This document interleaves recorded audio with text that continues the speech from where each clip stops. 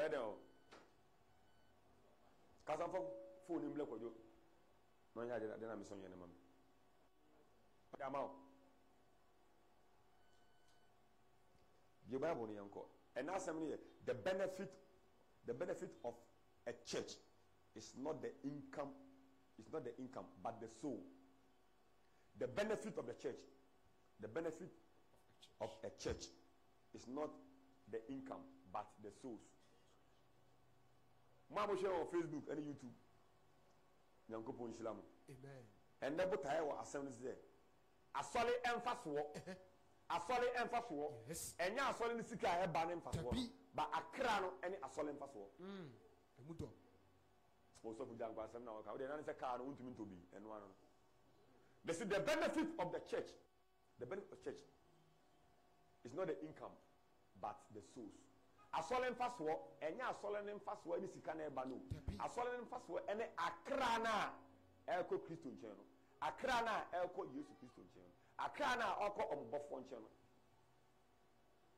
Somo, Senamo, J. Shikani Basomo. And so there are some churches every month we are almost audit, and I can't say. Audit. We say audit. Audit about Sika Omai. Omunya. I have audit about Accra Airport and say Bua Solimu. Accra Airport heaven. So for the I want to say Mubua. Say what solid member we will call heaven. Definitely God will more sign. Then to say it. Atamo na go bo say na kure. Etu ya so be fail. Ni bi so say. Atamo e wo na go bo say. Ko to mo ni cho de yo. Sika ko ya ma. O Africa no ba pass. O la ga o ba pass. O ko ya zam, o pass o pass. Ni bi so. The benefit of the church is not the income. It's about the soul. And so the fear. Every 3 months and every year we are almost left on the bed. Ever on the street, Sika and that are following ever. John Wesley and the last following Ghana, Makio and a Chaswell and a one day are following and yet are following possibility. One day are following because of Accra and and so nowadays, mental 7. It's very difficult to find man of God on this earth. The target is not what they are crying. But you find majority of men of God are the target in the income of the Lord, the church. If you now have no more, and then no bank at church, account to them.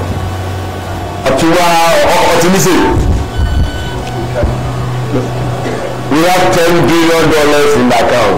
The church is growing. Church will grow. You call it growing. Not in souls. Brilliant in church. In account of such an audience. The benefit of the church. The benefit of the church is not the income. Yes.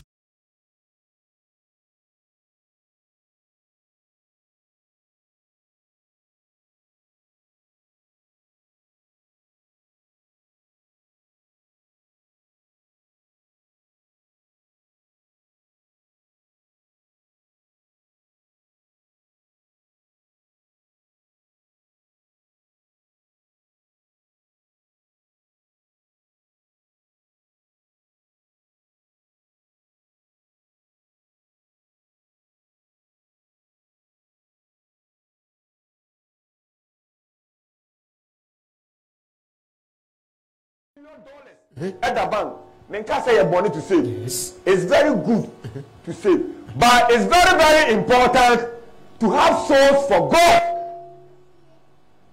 And so that I started to pay your buy and share. You will see $6 million. And so the God of the soul said, yes, we have 6 souls. $6 million.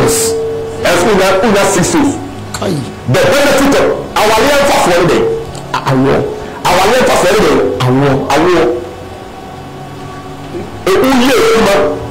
For any secret headache. But as of a sudden sick and possibly a crowd was saying, and a woman now. John Wesley, the year, let me know, yes, I'm a previous cinema. Pentecost, Makio, what the year, nyamedwuma ana previous nyama ho Chakwasi obey the same on the bread. Great men of God, only genuine men of God, every year that we do more prayer. And so that you are dear, Cassie boy. So who talk and no money, so who should have no money? Bama Accra and no first choice. First priority. School say I'm American. They say our first choice. And your second choice. So young couple Alpha and Omega. The beginning and the end of the year. And your third choice of Nankupo, Accra, what they do. Second choice, how many souls? Third choice, someone will see one. Last choice, do really. Amen. Now, some can say. And for that, can say, can a chum. Accra, it was a car, what for you? We buy Christian 10 years in what preaching to we bought Christo who 10 years. What to me I can never bond on. I said before 20 years. When I can naturally German every new to a richer. The benefit of the church is not the income of the church. If the catch yourself in your worship, I said will be some of them, majority. Yes. Let them know, say the benefit of the church is not the income of the church. It's about the source you have for God. I cannot say and I remember now. Nanya Safo, Ona Kanta Isoti, was in the book at say, or starting with the two souls. So we are starting the Meduma for years. Or almost $3 million and $3 billion. The crown of the soul say, remember being to me, young heavy. Obi sign no, Obi sign no, Obi sign no. Mommy, Papa will tell me. Man, young Japan, you back for her. My father will say, I want you in our bar, a judgment in our bar, a quintet in our bar. I had 70. The reason is think of where your soul go. I crab the boss saying I will suffer the command and go. And I was then I will never go Saka crab. So we sit there and have a camera. Make us see that. Make us say, Toka, Utoka, we should there. But think of where your soul go. I thought where you are sick. Members are with you. I can't be saying I suffer the members. You do come in and couple. If you have a you come in and couple. As a pastor, you invite you. Also, wait about you. Master, you invite you. As a way about you. The new panel or what I.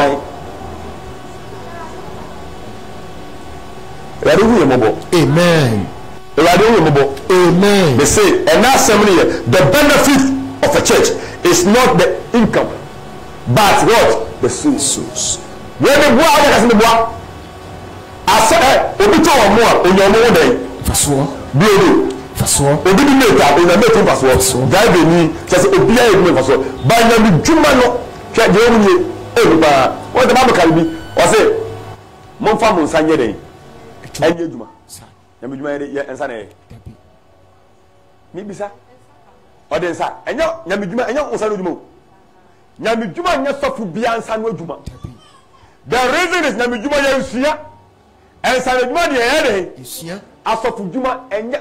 Won so be say, sofu jo mi betu mi baneti nsa kire nsa de bi sofu. Debi. Enye won nsa no adwuma. Enti Paul say munya adwuma na manfa mo wan to members ne so. Na manfa adeso aheden anso wawom. Etu beko sofu usu bempa. Glorious. Owo adwuma wo ye.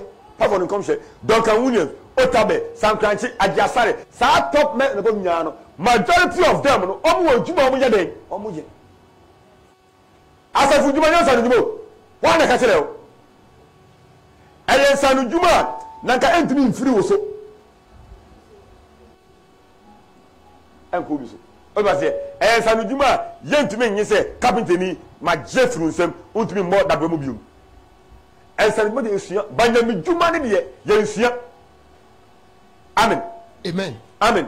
Ete ya sa safo no nyamedwuma na ye ne ya wonsan no nyuma ntu bebu nkrofo a wabunu buhu. Sile mesa nyamedwuma ye investi sika ehemu ana. Bisawo. Safo makoyi sika oban 1 billion me de be share asofodie mu se me namfaso wo boa. Enso be to 6 months obi am aso lo be diwe ni so. Hallelujah. Amen. Ete nyankopon na move in the church. Enye wo asole ya. Tie, enti me person pani we asempa isturanaba. unu say wa register na sole no e de ama Ghana o say o de ama bibi the church no is to something or say school ni pen ne dia na Fountain Gate Chapel say den no owu a the baby ni chefa wo is to danaba asole nya busia ejapade o mi am yesofo ha metumi ewu me ma entumi me yesofo e bia wo baba wa de ba be sofo me yesofo nkyere se me ba be e be sofo enso de asofo bi person mi no family den affair me ni wa me ba so ba no se bo no so me bo basketball bo ba se sika no wo as ebusuan no ntinu owu a ne ba na eko den ti na ma ke owu ye wan go fa na ebusuan ni ambetena no. Yes. The benefit of the church is not the income of the church, but it's about souls. Akra sena wonya mu Nyankopon. Enta sole mfaso enye sika eden abasafo no. Yes. Oh, so far the ye sika sena ye nya to asole conference no. Sofo e masaji we motiri muda. Disa wo se the whole ye evangelism sena maye na akra sena mo yiyama owula no. Asiembisa. Afiko ya minim kabide minim bo se asole bo ye audit. Fese mo de kron na wie mu nta sofo no nyimu ni. Ni akọ Florida obogta laptop ko sie eya mo de team members ne say omu do say na ye e ko heaven. Amen. Amen. Sabu kan Bible ni yanko. Kan Matthew 4:18 19. Matthew chapter 4 the verse number 18. Ti eya 9 ni mu aye du nwotwe. Matthew chapter 4 verse number 18. O say o say na Yesu anenam Galilee epo no. Tio, ye be shade me say asolen faso. The benefit of the church, of a church, yes, is not the income. In other words, not the money that in the church. And that's all the first word. The benefit of the church is not the income. It's about the souls. Akran, go ahead. I'll say. Matthew chapter 4 verse 18. Yes, you know Galilee. Yes, you know Galilee. Oh, when you know Benu. Oh, and you are two brothers in Mienu. Simon. Our friend Petru. Simon, your friend Petru. And in Andrew. Andrew. So we go asaw. Say omu jinam, omu gu asaw. Amen shallow. Ewa punum. Na wo ya apofofo. Na omu ye can say, omu ye fishermen. Jesus say one say. Yesu Kristo ase wo say. Mummedi mechi. Na mama ye nipa yifo. Na mama ye nipa yifo. In other words, okra. Sa. Na mama ye nipa yifo. Was mummedi mechi. Na mama wade mo yi nipayifo inara mmedi mochi mama yi akra enso nde asofo ni bia ya bei ye meyi nipo dabi ye be jin wa bon kase si wa gon kase trazako kase ajinga no kase nsasi ye mu binom ne ye fum men ka sa una bia eboni o ba Yesu ka se ka ka ni o se na Yesu say one say bogote se no Matthew chapter 4 verse 18 ko Asina Yesu nam Galilee po no. Yesu Kristo nam Galilee po mu no. Oh, na enyanum ba nu. Oh, two brothers. Simon. Our friend Petru. Na ni nua Andrew. So we go asaw. Ewa ponu. Na wo ya apofofo. Na we fishermen. Na Yesu say one say. Yesu Kristo. Mo medimachi.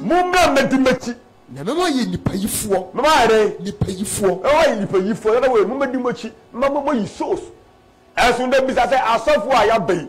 Asofo ayabei. The current asofo ayabei. Ye nipa yifo. Ana ye car yifo. Mama bi so nya mama ye nipa yifo. Ana ye car yifo. Ena umkura car onyankopon frɛ o. Enya me na de fo o. He. Me na betatai. Umkura car onyankopon frɛ o. Woyele mpo no ho a wonka ma ho. Onti mansion mu a na me kai sɛ emra me wo article. Me dadam single room. And I'm saying, Obi say, oh, prophet no da omu no wo. E wa guy na guy no dey mo na meti ye. Prophet da da we mu. Lanka prophet kam me nko da he. Ko so oba na wo sen. Wa na mo ye na ye bum no kam me nko da he. Oba ne ka wo sen soro. Ye wa dan edi for them. Dabi. Dan bia ni pa dem bia obi dem. Obi atumi den. Edem. Obetumi ada kiosk mu Nyankopon nsa wo so. Sa. David no hye mulem. Yes, nso Nyankopon nsa wo so. Omo na omo fie no. Na Nyankopon ni mu. Enti ene baby awuda ene ma oye sofo dabi guy dey say cry we sofo awo person say we sofo anka on na baby awuda na uba so na me na ejana dabi na toilet ntua me hunhia sa sabu kan yanko ɔse na yesu nam galile po ho no ohun anuanom baanu Simon a wɔfrɛ no Petro ɛne ne nua Andrew sɛ wɔre gu asawa po mu na wɔyɛ apofofoɔ ɛna yesu se wɔn sɛ mommɛdi m'akyi na mɛma yɛ nipayifoɔ sɔfo biara asɛ de ne sɛn sɛ obɛyi akra ɛni wana si old ɛyɛ apam foforɔ ɔwɔ ɛyɛ old ɛyɛ apam foforɔ ɛyɛ old ɛyɛ apam foforɔ ɛyɛ old ɛyɛ apam foforɔ ɛfɛ dɛ wɔn sɔfo biara wɔ dwuma ne sɛn sɛ obɛyi akra ama kristo ɛbɛ to kyɛn nipa biara wɔte ase mi nka sɔfo kasa wɔasɛ mi yim ebi ayɛ lase kawa ebi ayɛ sɔfo yɛn kɔ wiase yɛn kɔ ka nsɛmpa no yɛn kɔ no wɔn kasa asɔfo ne nkɔ wɔsi yɛn kɔ asɛm nkɔ wiase ayibefoɔ yɛ dɛ ɛka ho hausafoɔ ɛka ho chinafoɔ ɛka ho nagrombafoɔ ɛnkranfoɔ inana wɔ nipa dasani bi obiara nkɔ amen amen nti ɔsi ɔbɛn ayɛ dɛ ɛyɛ nipa yifoɔ amen amen nti nya asɔle sika temu no ɔsɔfo no sɔfo unum sika gye a nkyɛn sɛ ɔbɛkɔ heaven o dabi unum sika gye a obisɔfo bi wɔ hɔ nom a obɛgyina hɔ a kɔ a ɔde bɛdu sika no ɔpɔn te koraa ɔbɛyi da kɔsi awɔ wa simple koraa ɔpɔn ebi akwankyerɛ mi nka sɛ ɔmo sɛ nya akwankyerɛ ɔmo no sɛ akwankyerɛ sɔfo bi tumi ka sɛ hwie paase mu nyinaa egu mu na nante kɔ fie na nkɔ bɛhyɛ wɔn ne mu nyam okɔ na kaa akɔbɔ wɔ yɛ adwene nti sometimes the Bible says lack of knowledge my people perish amen amen eti mislew asɔle mfasoɔ enye sika eba ɛyɛ akra do a wayɛ den onya na deɛ ngwa ne sɛ asɔle bi bɛpita bɔ nipa pɛ sɛ 10,000 congregation yesu bɛba obi anko bi nkonya nkwa na bɛkɔ nkonya sɛ de kwa de wɔ heaven sɔfo kɔ ɔse na ntamara wogya asaw no hɔ ɔmo gya asaw no ebedi yesu akyi na ofiri hɔ kɔ n'anim kakra na ohun anuanom baanu bio sɛ bedio ɛba Jacob ɛne ne nua Yohane sɛ wɔne wɔn agya Zebedio ɛte kodoɔ no mu ɛretuatua wɔn asa wɔ mu na ɔfrɛ wɔn na ntamara wogya kodoɔ no hɔ ebedi n'akyi amen amen amen amen wɔn sɛ ne nya na ɔfrɛ nya na nye sika na ɔfrɛ anamboa nye sika ɛno nso nkyɛn sɛ yɛn fɛ sika mmoa nyame dwuma but the first thing ɛwɔ nyame dwuma mu sɛ ɔbɛma wɔn ni akɔ akra no more than sika ɛba ɛwɔ sɛ ɔbɛma wɔn ni kɔ akra no almost 100%. Because akra no ho nyama ewurade ɛnso nda dodoɔ na yɛnwe akra no ho wohwɛ TV a wotumi hu bi metɔ ebura mu nsuo metɔ kubiangwa fry talk plant mi anye wangwa deɛ ɛyɛ wa brokin anye wangwa na obi ti wasa ayɛ kubiangwa ɛno bɛyɛ dɛ wo na bɛbɔn sa fry talk amount price kubiangwa sabo kan ko esi amen amen amen amen amen sabo kan Mark 16:15 you want to be certain Mark chapter 16 verse number 15 the benefit of the church of a church is not the income na ɔse wɔn sɛ monkɔ wiase nyinaa wɔn na se wɔn sɛ yesu se wɔn sɛ ɔse wɔn sɛ dɛn monkɔ wiase nyinaa sɛ bɔkɔ to hyɛ ne biom Matthew chapter 16 verse number 15 ɔse dɛn ɔse na yesu se wɔn sɛ monkɔ wiase nyinaa ɛnkɔka asɛmpa no ɛnkyerɛ abɔdeɛ nyinaa bible sɛ monkɔ wiase nyinaa kɔka asɛmpa no ɛnkyerɛ dɛn Mark chapter 16 verse 15 sɛ bɔkɔ kɔ ɔse na yesu se wɔn sɛ monkɔ wiase nyinaa ɛnkɔka nsɛmpa no ɛnkyerɛ abɔdeɛ nyinaa nsɛmpa no yɛ dɛn obi ka sɛ nsɛmpa no awale a the person is telling lies nsɛmpa no nyɛ awaleɛ nsɛmpa no nyɛ you buy land nsɛmpa no nyɛ you travel nsɛmpa no nyɛ you give birth nsɛmpa no nyɛ ɛnyɛ sɛ you win lotto nsɛmpa no nyɛ sɛ you win presidentialship nsɛmpa no nyɛ sɛ wobɛyɛ MP nsɛmpa no yɛ Yesu Kristo ne wuo ne sɔleɛ ne sorokɔ yɛnya bɔne yɛn no yɛ nua nsɛmpa no the fruit of the spirit nsɛmpa no yɛ Galatians chapter 5 the verse number 23 ɛso no yɛde nsɛmpa no yɛ awoɔ awaleɛ lototwa nsanweɛ mind bet mo de a mo yɛ mesere yɛka sɛ mind bet ɔte aseɛ o sɛ bet dadeɛ wɔ ano na da hyɛ de bɛbɔ because bet biara there is a hook bet biara a hook ɛso no yɛde nyame som na yɛ saa nneɛma wei wɔsɛ mo nkɔ wiase ɛnkɔka asɛmpa no ɛnkyerɛ abɔdeɛ nyinaa abɔdeɛ in other way no na ɛnyɛ Bible ka sɛ abɔdeɛ a abɔdeɛ adeɛ bɛ nyankopɔn yɛ biara yɛ abɔdeɛ in other way no koraa sɛ woka nyankopɔn asɛm ɛwɔ dua ase a there is a spirit behind the tree nea woka nyinaa no ɔyɛ den wobɛhu sɛ woka ɔse abɔdeɛ a sɛ de sɛ biribia nyankopɔn abɔ nyɛ no ɔbɔ abɔnkye ono boy nye no obobia ono boy epum pata ono boy eto ase mu nko wi ase nko kan sempa keso ka se mo ka kire enipa nyina bo se den apodie nyina ba de ense a etwa se eye nipa ne se wo se na mo mosu uzu nko kira aponshin ye den emunesu ba me ka sempa na se aponshin ogina me nche no beye bi se ni mu na nipa oti obere obeti hallelujah amen mu nko wi ase kan sempa no nkire apodie nyina enso de jo se ensempa ne ye kanana osofo bi kasa ya na me pe na sempa minum na meti kam o se boy na okokun akola no boys na mokun kola no e ka ono nko kan ye nya boys no na ye nchi mala mo no ye mu ni tuonkunu na ye san ko TV stations a omma mo na mama kwan ma TV stations no omba ye sa aboso program no so eti enkola no so ye dey Bible say chilem bofra ne kwan no ye dey onfa so na wonyia wamfiri hu na akola person ka to TV say fama mi blaze ya bla na ma oka afanko odi beko na di nso woni mi say blaze na odi ko no ne ma me nufu no odi ade odi akọ nto beko fama mi pants ba ko bre me na mo nya 2 billion okura ye catch so me ko ma wisdom ma odi beko be wo sa odi ma me pants ko so odi ma na ya se na ade akọ eto se ka ye nya nkola no to onu a what a person kufu okura ni I say o kanse bi ma nkwade kakra se de na I say ye hodu asem no ba ye hwe be bi asem no ye den free hwe be bi free do no ma na e bone e was am na ne mudi ba e was o konfuko na o katse o mo se mo pemi yes ono Bible say sinna na be den papa de nam so ba na den onue e di sa comfort mo die na efanyina se ya nwonu mpo God enam no so na kwan ko ye den ko ye o ka kire o mo ba wo nche na o katse mo na o so ma police den so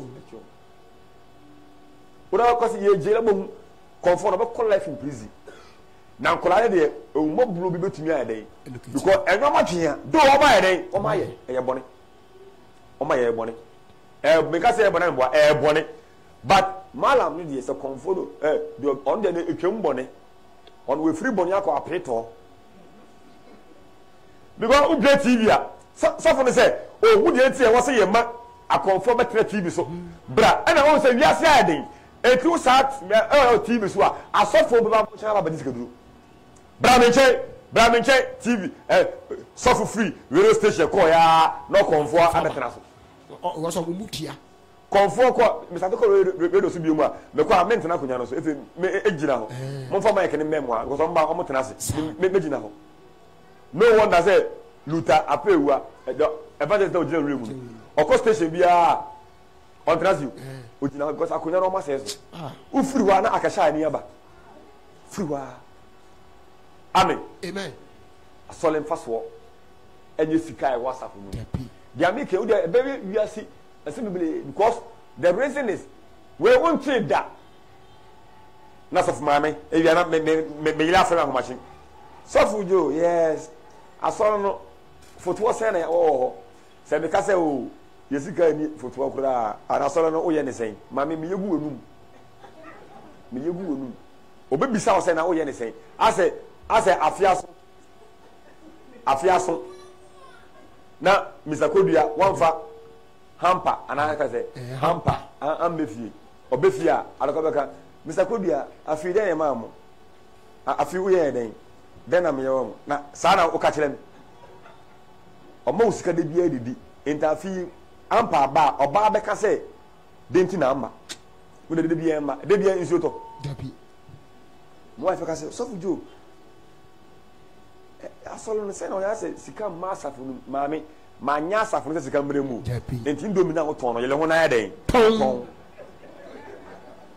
mo wife oton ndomi enti ma fa ne ntu asolo ko fese so onyele no ho ye den ton ndomi no go me kato se e skentina and na move ko me den no e dan ya de ma me 2 years 14,400 yes betumi atua asolo kan sa 7,000 eno kura ga yi sika wo so ina hono free so ina hono so ina ho kata so ye wo sika sa wo me so sika o de ma me kan ho a eno ye besin a metua na e be shock wo say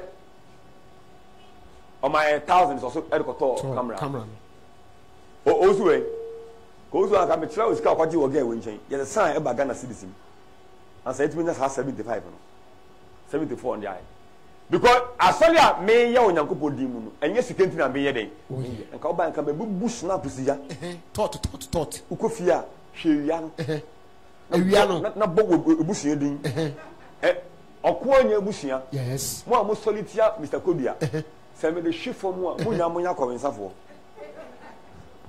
papa akɔnkyɛ no ayɛ adwuma o bɛsi me kɔ fie mepagya kyerɛ awia no gyae deɛ ɔmu nie ɛbɛyɛ adwuma kyerɛ sɛ nyankopɔn na afrɛ sɔfo no baade a ɔyɛ no nya kwankyerɛ ɛfiri owura no nti adwuma no wayɛ deɛ ɛnso no reward akatua bi anim ma me menni wakyi mɛka asɛm a mehu yo menni wakyi ɛmɛyɛ adeɛ a mewu a makɔgye mmaa hallelujah amen ɛdunu sɛ yɛasɔre na yɛstere no wo sɛ mara bɛhyɛ yɛstere kukurudu memman menkɛɛ sɛ ne nti mennane adeɛ ka asɔre ɛbɛgu emu na menkɔpa mmaa deɛ because meyɛ asɔre sɛ mekɔda ne ma nsɔre a m'ani baakɔte baby papa mesrɛ wo nkɔnyɛ wɔn nsɛm a woka asɔre de mu sika ba asɛ wia mekɔ sɔfo bɛka sɛ sɔfo then wo expose yɛ members no madwe mu nte madwe mu nyɛ dɛ ɛnte wadwe mu nyɛ dɛ ɛnte papa kofia na bɛka sɛ ma wadwe mu nte na wadwe mu so nna hɔ ma wadwe mu nte ɛnyɛ sika nti ɛna ɛyɛ asɔre ɛnyɛ asɔre mfasoɔ ɛne sika asɔre mfasoɔ no yɛ akra na ayɛ dɛ obi akɔ America de akɔ America sika nti aburokyire sika nti obi odwuma ba yɛyɛ nyame dwuma ɛnyɛ sika nti na yɛyɛ nyame dwuma no sɔfo biara fɛhyɛ otirim obi a sɔfo bi wase so tirim sɛ ɛnyɛ sika deɛ ɔmo nie members ambo ya asɔre no wɔn mo to wɔ firi o wɔn mo to wɔ firi o ɛso de asɔfo no bi wɔ wiase a sɛ nsuo mu na pɛ na gala kankana nɛɛ Sunday ɔdrɛsi a adwara sɛ nsuo ne mu na papa nsuo ne mu na o onu ne nti dabi ɔde akwankyerɛ bi ato board and ɔbɛgye mu sika no so bɛte enti no ɔbaeɛ no dɔm ɛbaeɛ no ɛnso ne nti no ɔhyɛ officer lady pastor yes me feel fine daddy mekyia me ya asɔre no because ɔtaame yɛ du mu a wɔsɛ ɔgye ɔm ɛnɔm amma nsuo no asɛe no na bɛmabu ɔtaame ɔbɛ asɔfo no bitumi gyina puppet no so a ɔhwɛ members na ɛwɔ sika wɔ mu pɛ ɔsɛ ɔde akwankyerɛ dɛn ɛtofo wɔn so wagye ne di na mekana sɛ bi sɛ if you believe your man of God too much they start to deceive you wotini nipa di bebree a ɔstarte ebu ɔda ka sɛ meboa wɔn sɛ deɛ ɔgye ukun di yɛ na ɔte ne wasɛm bi ɔsɛ fim yɛ wogye oyi di yɛ paa ɔte one story of her ɔsi eyi wogye nipa di bebree a ɔyɛ dɛ obu amen because sɛ ɔde baabi a na bɛgye atom mɛtumi abɛhyɛ ntorɔ wɔ ha na me deɛ daama bɛhyɛ ntorɔ ha deɛ mesɛ memɛso no bono mbɛbɔ me because wonya di ka ma wɔma adwuma ayɛ dɛn ada hɔ nti wode ntorowa ba a wɔmbɛyɛ sa de ayɛ dɛn ɛde afo medi ka ma nyame fam so ma memɛso no adwuma ayɛ dɛn ada hɔ so the moment you bring something into cell most of the asafo me kɔ sɛ sika ba obi aba okita key yes safo na ntorowa na ɛsɛ o sa ate ne da bɛn fo bia de key bɛbɔ ɛno yɛ ɔmba bɔ me sɛ metɔn adeɛ ohyana meyɛ asan ɔhyɛ de mu a sɛ wodome ɔmo a it won't work because Bible say that shall not touch my anointing no nti aseɛ anointing means discipline it anointing wɔ so deɛ a nam Nyankopɔn akwan no so na wofom deɛ wobɛgye mmaa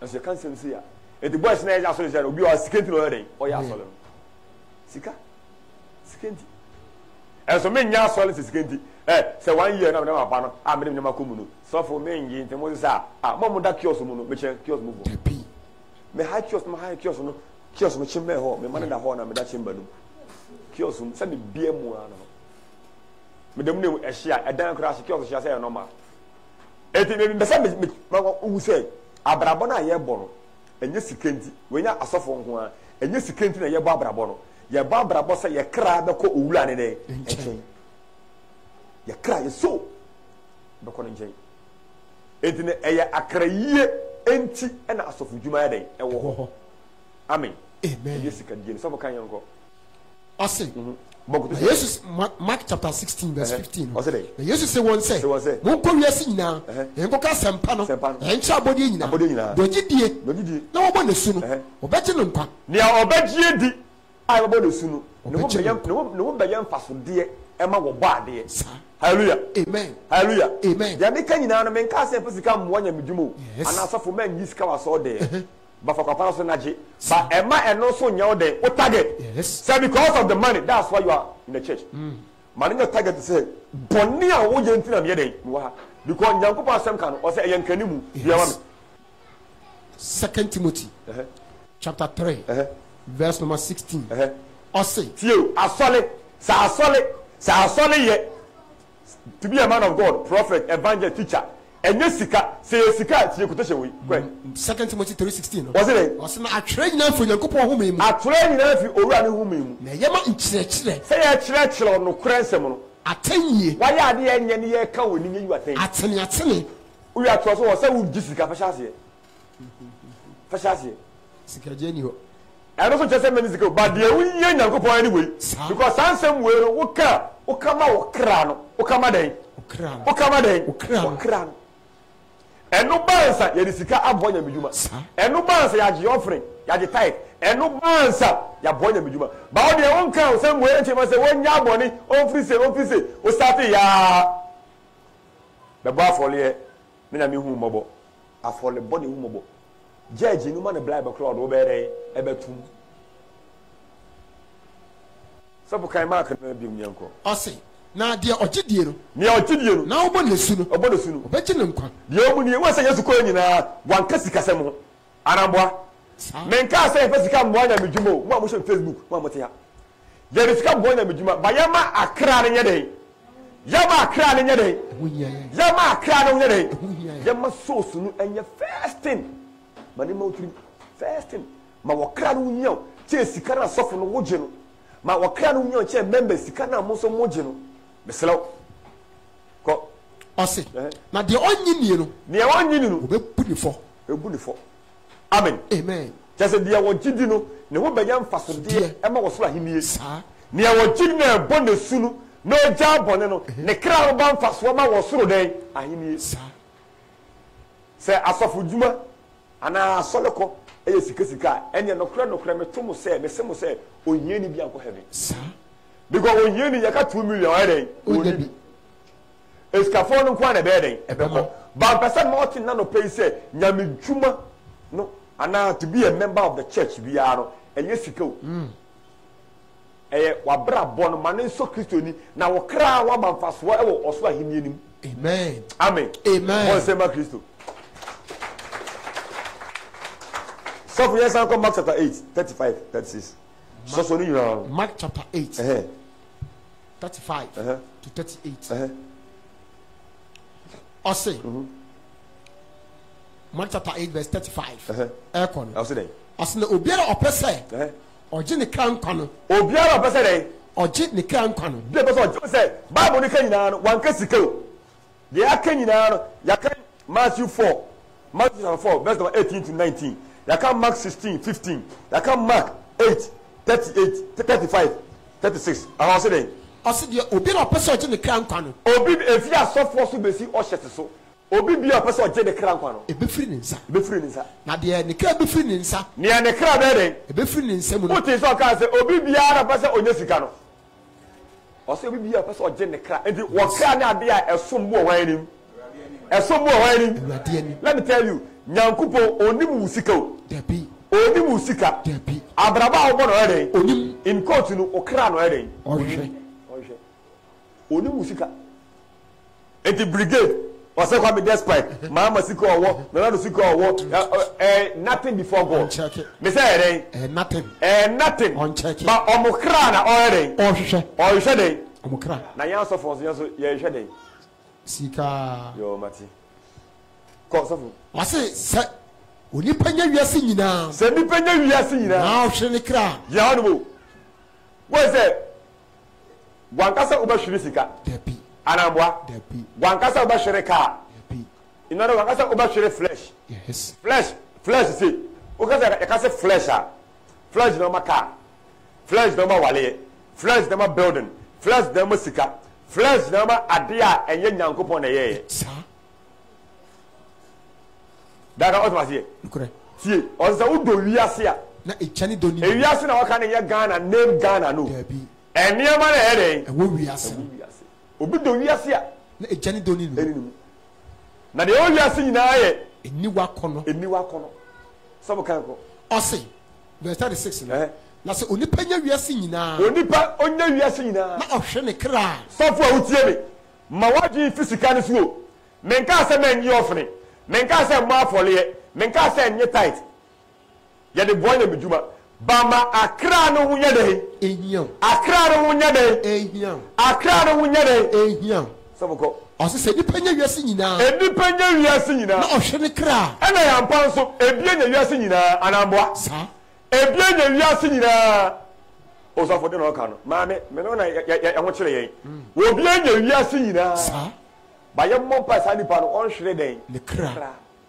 unya wiase nyina anya boni o sa uba hwere okra so for say ne say so bia bewu uba hwere okra ase ne say gbowu a okra no anko bebia say den eko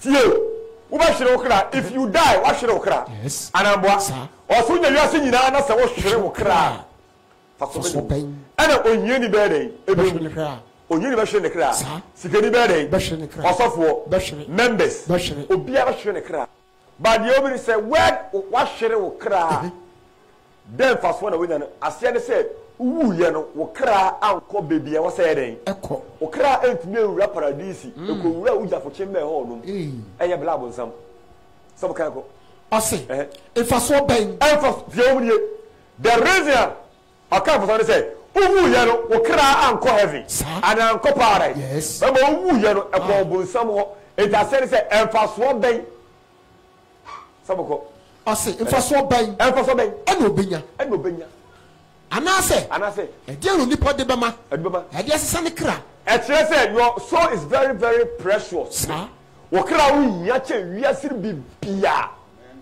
there is nothing on this earth can be compared to your soul bibia ni wiase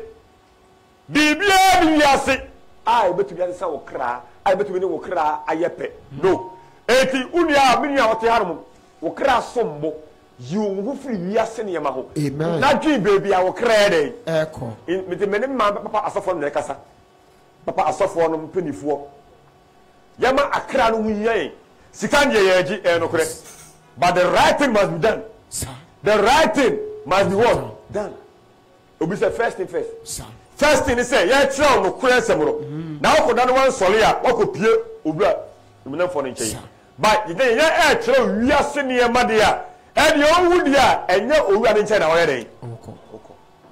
Sabukaiko. Amen. Amen. Sabukai Psalm 49, verse number 6. 49, verse number 16 to 17. Psalm 49, verse number 16. Ekon. Or say Obinya ne ho a. Just Obi Bede. Obinya ne ho. Black Kwame Bede. Obinya ne ho. Mr. Kodia Bede. Obinya ne ho. Mr. Ebe. Obinya ne ho. Lady Pastor. Obinya ne ho. Adoko. Obinya ne ho. Sofaizi. Obinya ne ho. Me na menka ho bi. So me nya de menya ne ho da. Mo na menya na ama mbi ahwe. Enti so obinya ne ho akọ. Asese obinya ne ho a. Wa wo hwe mo Facebook and YouTube. Bible says obinya ne ho a. Wa wo hwe mi wo benya wo. Amen. Wa wo hwe mi wo bedi yie. Amen. Wa wo hwe mi wo beto wiase ina. Amen. Wa wo hwe be si yie. Amen. Ne mum den. Insuro. Na se ni fie mo nya wedo oso a. Edo so so a. Insuro. Na owu a. Chance obede. Obewu. Udi ya obede. Ubewu. Unya ska obede. Ubewu. Owo fa obede. Ubewu. Unya fa obede. Ubewu. Uya NDC obede. Ubewu. MPP obede. Ubewu. Oso obede. Ubewu. Wo fa obede. Ubewu. Tietia obede. Kese obede. Ubewu. Echeso owu ade. Ada ho mas. Owu do ma nipa. Ete wo se ade a bema ye kra na nya mfaso e wo nya nkopon ni. Ye nya ade a ye kodo ne ansole a. Okra no enko ye hye. Ko ose na se ni fie eni mo nya wedo oso a. Insuro. Na owu a. Orifo bibi biara nko. Cheso owu wo ho. Yen ka no krenchire wo. Na owu chatemu eren. Uni pedia edim kwasiasem na okra na koble.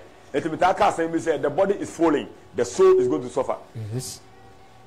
The flesh is falling, the soul. Mami, unu msedi ya okra somwa. Na ka boy rija onga unsu. Unu msedi ya okra somwa. Na ka o party lusu ye no ka unsu. Unu ade a okra na hia furu nchen ya ke wiase nneɛma nka ɔmpere ho sɛbo kan yɛnkɔ akristo ensi yɛkɔ n'anim onyam rensane ni n'akyi kyɛ sɛ deɛ ɔbɛnya nyinaa yɛrɛ enti asɔfoɔ no bia yɛpere nneɛma ho asɔfoɔ no bia yɛpere nneɛma no members ni bia yɛyɛ kusukusu fighting for worldly things wɔsi yɛwu a ɛnni akyi yɛ dɛ ɛnkɔ ɛyɛ ha obi bɔ ɔnyim bi nipa bedi nahe ɛwɔ asase so saa makyɛ de na bɔ ɔnyim ɔsɛ nipa bedi nahe wɔ asase so maame anya na ka obewu a ɔpere wiase ho papa a wohwɛ me sɔfo anya yan yɛ wa sɔfo peni yɛ fɛ ne sɛn ketu ɔsɛ dito wɔba na midwe mu wɔ Ghana ha me hu no wonya 6 years aronya ɛ wɔwuɛ den ɛkɔ sɛ wɔntumi nwura wɔ na hini emu a ɔbɛyɛ hye owu akyi atemu wɔ hɔ enti dia woyɛ bia no dwen sɛ me de atemu na ɛto me kra so because honam na de ɛbɛsa kɔhyɛ anwiem yɛbɛbu ɔkra na tɛ enti asɔfoɔ ni bia yɛfom nneɛma yɛnka the right word of God ɛnkyerɛ members a wobɛkɔ abrɔkyire wobɛsi dan I receive it wobɛdi loto I receive it wobɛtɔ car I receive it Roasted Bentley wobɛtɔ G wagon wode kɔtɔ Z wagon fa no ho kɔtɔ car etwato Z wagon but time is coming wobɛda a wonyɛ den onsɔle ɛhɔ no Z wagon ɛnkɔ hɔ ɛhɔ no G wagon ɛnkɔ hɔ ɛhɔ oyele hip kɛseɛ ɛnni wɔkyi ɛhɔ no aka wo okra ɛne atemu sɔfo kan Ecclesiastes no 12:7 Ecclesiastes chapter 12 verse number 7 the benefit of the church is not the income but the souls asɔle mfa so deɛ ɛyɛ akra ɛnyɛ members o let me tell you we preach for members yes but any members na ɛkɔ heaven and then ɛkɔ heaven souls and the soul so normally I don't do church and preach for members preach for members I preach for souls me kasa kyerɛ wo kra na me ka kyerɛ o because oni pɛdua na ɔtɔ no wa sɛ dada wa yɛ ho hyepete wa yɛ ho akata hin kasakata hin kasakata hin kasakata hin kasa medie sɛ ya na ma sɛ ya do ba yɛ mi bia ɛmfa sɛ kan ko ɔsɛnkafo no homa no ti ya du mienu ni yimu ayɛ nson ɔsɛ na dɔte asane akɔ asase mu bible kasa dɔte ya mo nhyɛ ntia ase dɔte ɛgyina ma dade nipadua no okay ɛne nipadua no so no oproduce adeɛ bi car ɛyɛ nipadua aduane building mansions ɛyɛ nipadua aduane visitors abrochire ɛyɛ nipadua aduane but the omni say adeɛ so very important a ɛyɛ nipadua no ɛkɔ asase mu a o car nyame ɔde yɛ de awaleɛ nyame ɔde yɛ de it's good to marry ɛno hɛ but nyɛ no na ɛde kɔ heaven ɛna wɔnyɛ ne yie nso heaven so tumi yɛ de nkɔ ehu ɛnya awaleɛ na ɛde kɔ heaven ɛna wɔnyɛ ne yie nso a nkɔ ehu adeɛ ɛmfa ho nkɔ ɛnso wɔnyɛ ne yie nso a ba woyɛ ne yie bi a ɛka ho ma ɔbɛyɛ de ɔbɛkɔ ɛdobi to twi ne mu edwaman yɛ kyɛ awaleɛ maame papa uti esisusu kwa esisusu ka sɛ kwasia na waleɛ enti kwasia na waleɛ a ɛnyɛ kwasia na hyehyɛ awaleɛ sɛ kwasia na waleɛ a na yɛ kwasia na hyehyɛ ɛdɛn wɔn na hyehyɛ awaleɛ onyankopɔn enti ɔyɛ kwasia dabi wode kasa nkɔ asɛm no kɔda no wansɔle a wobakɔ pie hɔ sɛbo kan yɛ hɔ abio ɔse na dɔte asane kɔ asase mu dɔteɛ bi adama fresh ɛyɛ honam aduane fresh enti sɛ nipadua no a ɔakɔ a sika ɔkɔ nipadua hia ka ɔkɔ nipadua aduane ɔkɔ nipadua nyɛma ɛɛfɛ ɔkɔ sɛ nipadua no akɔhyɛ asase ase a dɛn ne kaa ne dan a ɛnti no asɔfoɔ no bie tumi ka nɔkorɛ ɛnɛ sɛ budina sɛ ɔde mu ɔnka nsɛm bia o wɔka agyapadeɛ ɔyɛ dɛn ɔka agyapadeɛ ɔyɛ dɛn ka agyapadeɛ ɛwɔ wowɔ sika kyɛ yɛade ma ɔno koraa kɔ ɔno atogo otumi bɔhyɛ ne back pocket na watena so bosɛ togofoɔ nyinaa ɔmuti yɛ ɔmo ya ɛsɛ na watena so wosika kyɛ Rollins nyɛ bɛyɛ bia no bɛde wobɛwu agya hɔ ɛti yɛadeɛ ma wo kra ne nyɛ dɛn ɛnyera sɛfo ɛsi ɔse na dɔte asane akɔ asase mu sɛdeɛ ɛteɛ kane no na honhom no asane akɔ onyankopɔn a ne se tie o ɔse na honhom no asan ayɛ dɛn akɔ onyankopɔn a ɔde ma ayɛ ne nkyɛn honhom no asan ayɛ dɛn akɔ onyankopɔn a ɔde maa yɛ ne nkyɛn ɛno mpo safo ɛyɛ menhyɛ ne nkyɛn sɛ yie ɔsɛ na honhom na san akɔ onyankopɔn ɔde maa yɛ ne nkyɛn na wokɔ heaven a wakɔ wɔn nkyɛn wakɔ onyankopɔn nkyɛn na wokɔ hell nso wakɔ wɔn nkyɛn bonsam nkyɛn ɛsɛ sɛ wɔn ɔkɛrɛfae asɛ yɛde kɔ asane sɛ wɔn pɛ sɛ ɔkɛrɛ gya bɛyɛ den ɛbɛgyina nti ɔka ne saa ne sɛ na honhom na san akɔ onyankopɔn nkyɛn ɛnso nyɛ akra ne nyinaa nso na ɛkɔ wɔn nkyɛn onyankopɔn nkyɛn hallelujah amen enti yɛn ka nokora ne nkyerɛ wo sɛ nyankopɔn som asɔfodie sɛ wokɔ asɔle ɛnyɛ wiase nneɛma nti na yɛsom kristo ɛyɛ ɔkra no ɛwɔ sɛ yɛka the right word of God ɛkyerɛ wo sɛ manyɛ wei nso mo yɛka ne mu dwalae obi tumi twe n'ano sɛ wɔmma a yɛsi abosomfie amen amen sɛ bɔsi amen amen ɛna asɛm no a yɛbɔfo no hamu so de wayɛ yɛato din sɛ dɛn the benefit of a church is not the income but the souls the benefit of the church me no Bible school da mo ho kasa mete was my son we what next week Sunday what dey na bla na beti I know dey share we the benefit was because next week Sunday but more than na beti no one na mete voice no na dey o kan no omofa and so asem kase because on some meeting was na dey o kan no omofa there's more dey di mo hia ukọ boyfriend dem ekokoda yes ukọ comfort dem dia oda obema kpala egu to nda boba so dem no wasan so wada ka ento ode aso dem ne boyfriend dem na ayepe yes boko comfort chen dia wonda amanfo si here da asemu nyechi enipa da odi edi bo chi aso ne ebetum on the benefit so abeda wa ha abeda wa ha amen so for say and message ni tune you saying the benefit of a church is not the income but the souls. Amen. Amen. Amen. Amen. Everybody that was matoi. Jesus. My ya asem no yefo. Amen. My asem no fa 10 year emre yen. Amen. Asem no tie. Amen. Enche no wabe. Enche no wabe. Well you hori kire. Amen. Yentumi som honhom no kura mu. Yes, Lord. Ya da wase. Wo do best to do. Amen. Amen. O se ma Kristo.